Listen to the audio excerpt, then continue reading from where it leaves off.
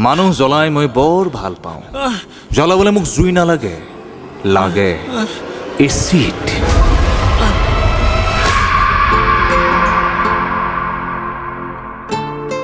বুকুত বহু মৰম লৈ আজি ওলাই আহিছো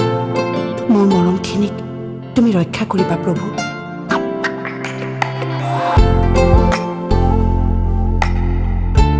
ঐ শুনচোন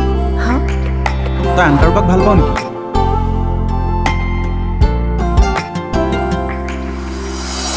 বেলেগ কাৰোবাক ভাল পাবি মাৰি পেলাম